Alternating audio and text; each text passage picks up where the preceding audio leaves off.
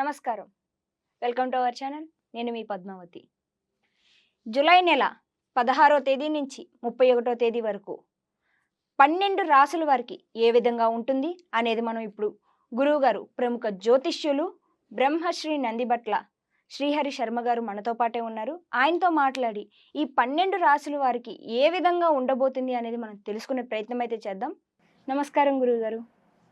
గురువుగారు, ఈ నెల 16వ తేదీ నుంచి 31వ తేదీ వరకు ధనుష్య రాశి వారికి ఏ విధంగా ఉండబోతుంది, అలాగే ఏ పనులు చేయవచ్చు, ఏ కార్యక్రమాలు చేయకపోవడం వల్ల మంచి చేకూరుతుందో చెప్పగలరని కోరుకుంటున్నాను. ఈ యొక్క ధనుస్సు రాశి వారికి సంబంధించి ఈ నెల 16 నుంచి 31వ తారీఖు వరకు ఏ విధంగా ఉండబోతుందో తెలుసుకునే ముందు గ్రహ సంచారం ఏ విధంగా ఉందో తెలుసుకుందామమ్మా. దశమందు కేతువు, చతుర్థమందు రాహు, తృతీయమందు శని వక్రీకరించి ఉండడం, షష్టమందు కుజ గురువులు, అలాగే అష్టమ స్థానంలో రవి బుధ శుక్రులు. వ్యవహరించి చూసుకున్నట్లయితే ఒక విచిత్రమైనటువంటి పరిస్థితి యొక్క ధనుసు రాశి వారు పొందుతారని చెప్పవచ్చు. ముఖ్యంగా ఉద్యోగంలో మీకు సమస్యలన్నీ ఉన్నప్పటికీ కూడాను అవి షష్ఠ కుజ యొక్క ప్రభావ సంచారం చేత చాలా మటుకు సమస్యలు తొలగిపోతాయి. అయినప్పటికీ కూడా ఉద్యోగంలో ఉన్నటువంటి వారు అధికారులతో కావచ్చు, తోటి ఉద్యోగస్తులతో కావచ్చు, సంయమనం పాటించి మీ యొక్క కార్యక్రమాన్ని చక్కబెట్టుకోండి. లౌక్యంగా వ్యవహరించండి. మీ యొక్క వాక్కుని అదుపులో పెట్టుకొని ఉన్నట్లయితే ఉద్యోగంలో ఎటువంటి ఇబ్బందులు మీకు తలెత్తవు.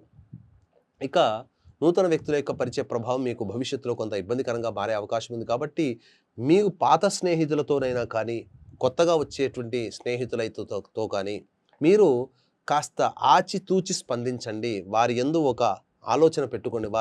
వాళ్ళు ఇచ్చినటువంటి నిర్ణయాలు కావచ్చు, వాళ్ళ విధానాలు కావచ్చు, మీకు కొంత చెడు చేసే అవకాశాలు భవిష్యత్తులో గోచరమవుతుందని చెప్పవచ్చు. ఇక ప్రధానంగా చూసుకున్నట్లయితే ఈ యొక్క షష్టమ గురువు యొక్క ప్రభావం చేత కొన్ని ఇబ్బందికర పరిస్థితులు, సకాలానికి భోజనం చేయలేకపోవడము, అలాగే అతి రుణములు చేయాల్సినటువంటి పరిస్థితులు రావడము, లేదా ఇంతకుముందు ఇచ్చినటువంటి రుణములు మీకు చెల్లించలేకపోవడం, తద్వారా మీరు కొంత ఇబ్బందికర పరిస్థితులు అనేటివి ఎదురవుతాయి. దాంపత్యంలో కూడా చాలా జాగ్రత్తలు పాటించాలి. అలాగే జీవిత భాగస్వామితో కానీ, వ్యాపార భాగస్వామితో కానీ ఎక్కువగా వాగ్వివాదాలు పెట్టుకోకండి. మీకు మంచి జరిగే అవకాశాలు ఉండవు. కాబట్టి జాగ్రత్తలు పాటించండి. ఇక మీరు చేస్తున్నటువంటి యొక్క ప్రతి పనిలో కూడాను ఒకటికి రెండు మూడు సార్లు మీరు పరిశీలించి చూసుకుంటే తప్ప మీకు పాజిటివ్ నిర్ణయాలు అనేటువంటి రావు. అయితే ముఖ్యంగా ఈ యొక్క సంబంధించినటువంటి ధనుసు రాశిలో జన్మించినటువంటి విద్యార్థులు మీరు ఒకటికి 2 సార్లు ఎక్కువగా ప్రయత్నం చేస్తే తప్ప మీరు అనుకున్నటువంటి రంగంలో సీటు సంపాదించుకోలేరు. కాబట్టి ఒకే కాలేజ్ మీద శ్రద్ధ పెట్టకుండా అనేక కాలేజీల్లో మీ యొక్క అభ్యర్థిత్వాన్ని మీరు నమోదు చేసుకోండి. తద్వారా ఏదో ఒక కాలేజీలో మీకు తప్పకుండా మీకు సీటు లభిస్తుంది. మాకు ఇదే దాంట్లో రావాలని కనుక పెట్టుకున్నట్లయితే కొంత నిరాశ ఫలితాలు పొందక తప్పదని గమనించుకోవాలి. ఇంకా వ్యాపార రంగంలో ఉన్నటువంటి వారు వ్యాపార విస్తరణకు సంబంధించినటువంటి ఆలోచనలు చేయవచ్చు, కానీ అమలులోకి మీరు డబ్బు రూపంలో దాన్ని అమల్లోకి పెట్టకూడదు. ఎందుకంటే ఈ సమయం 16 నుంచి 31వ తారీఖు వరకు అనుకూలంగా లేని కారణం చేత మీకు కొన్ని ఇబ్బందికర పరిస్థితులు భవిష్యత్తులో వాటి వల్ల మీరు కొన్ని నిర్ణయాలు తప్పు తీసుకునే అవకాశాలు ఎక్కువగా ఉన్నాయని చెప్పవచ్చు. కాబట్టి జాగ్రత్తలు పాటించండి. తర్వాత ఏ మనిషికైనప్పటికీ కూడా దైవానుగ్రహం ఉంటేనే అన్ని రకాల సమస్యల్ని పరిష్కరించుకోగలుగుతారు. కాబట్టి ఈ దైవానుగ్రహం కోసం పాటుపడండి. అలాగే ముఖ్యంగా ప్రతి మనిషికి కూడా 70% వరకు ధనంతోనే సమస్యలు వస్తాయి, ధనంతోనే సమస్యలు తీరుతాయి. కాబట్టి ఈ యొక్క సమస్యలు అన్నప్పుడు ఈ 16 నుంచి 31వ తారీఖు వరకు ఏ విధమైనటువంటి మీకు ధనప్రాప్తి కలుగుతుంది, ఏ రోజుల్లో ఏ విధంగా ఎప్పుడు ఖర్చులు ఉంటాయనే విషయాన్ని కూలంకషంగా క్లుప్తంగా తెలియజేసుకుందాం.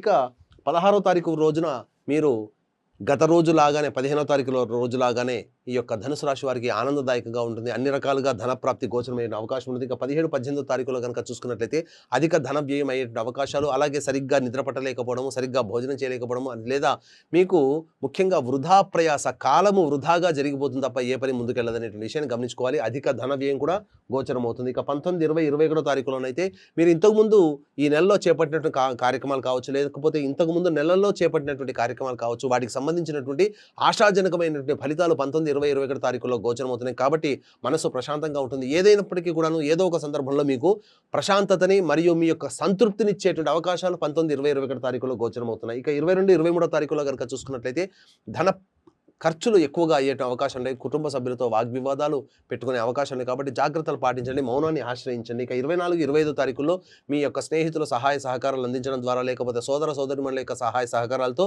మీకున్నటువంటి సమస్య నుంచి గట్టెక్కించే మార్గాలు మీకు గోచరమవుతాయి, లేదా ధనప్రాప్తి కూడా మీకు కలుగుతుందని చెప్పవచ్చు. ఇక 26, 27, 28, 29 తారీఖుల్లో విశేషంగా మీకు అధిక ధన వ్యయమైన అవకాశము, దీంతో పాటుగా మానసికమైనటువంటి ప్రశాంతత లోపించడం జరుగుతుంది. 24, 25వ తారీఖుల్లోనైతే 26, 27వ తారీఖుల్లోనైతే ప్రధానంగా మీకు వాహన మరమ్మతులకి లేదా గృహంలో మరమ్మతులకి, గృహోపకరణాలకి సంబంధించి వస్తువులకి ఖర్చులు అధికంగా అయ్యే అవకాశం ఉంటుంది. 4వ తారీఖు రోజున మీరు చేపట్టినటువంటి ఇంతకుముందు చేపట్టినటువంటి పనులకు సంబంధించినటువంటి కార్యక్రమాల్లో మీకు హాని జరిగే అవకాశం ఉంది. అనగా ఏంటి, ఆ కార్యక్రమాల్లో ఇబ్బందులు తలెత్తుతాయి ఇంతకుముందు చేపట్టినటువంటి పనులకి. కాబట్టి ఆ యొక్క మీరు జాగ్రత్తలు పాటించండి. ఇక 28, 29వ తారీఖులో మీ యొక్క ఆరోగ్యం పట్ల జాగ్రత్తలు పాటించండి. అనారోగ్యం చేసే అవకాశాలు ఉంటాయని చెప్పవచ్చు. ఇక 30, 31వ తారీఖుల్లో విశేషమైనటువంటి ధన ప్రాప్తి.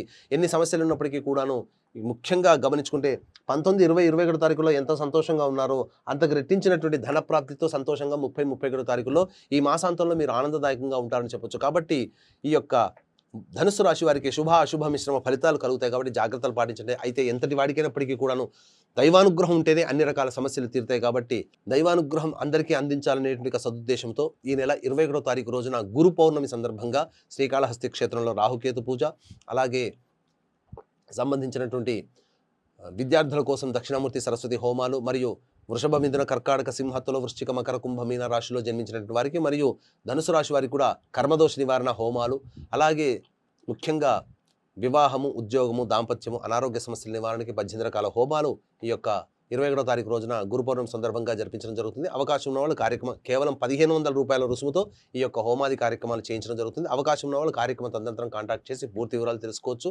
అలాగే సంవత్సరం పొడుగుతా కూడా మా పీఠం ఆధ్వర్యంలో ఒక్కొక్క క్షేత్రంలో ప్రతి నెల జరుగుతాయి కాబట్టి వాటిలో కూడా మీ గోత్రనామాలు నమోదు చేసుకోవచ్చు. ఇక గమనించుకున్నట్లయితే ఈ యొక్క సంబంధించినటువంటి ధనుస్సు రాశిలో జన్మించినటువంటి వారికి సమస్యలు ఏర్పడినప్పుడు ప్రతిరోజు రావి చెట్టు చుట్టూ నారాయణాయ నమః అంటూ 27 ప్రదక్షిణలు చేసి తూర్పు వైపున కూర్చొని విష్ణు అష్టోత్తరం 3 సార్లు పారాయణం చేయండి. అలాగే విష్ణు సంబంధమైనటువంటి దేవాలయంలో మీ గోత్రనామాలతో అర్చనలు జరిపించుకోండి. ఇక ఇవి జరిపించుకున్నప్పటికీ కూడాను మీకు సమస్యల పరిష్కారం కాలేదు అనుకుంటే దగ్గరలోని ఉపాసనా పరులైనటువంటి జ్యోతిషులను సంప్రదించి వారి యొక్క సలహాలు, సూచనలు కనుక పాటించినట్లయితే తప్పకుండా మీకు సమస్య నుంచి బయటపడతారని చెప్పవచ్చు. గురువు గారు చాలా చక్కగా వివరించారు ధనుసు రాశి గురించి.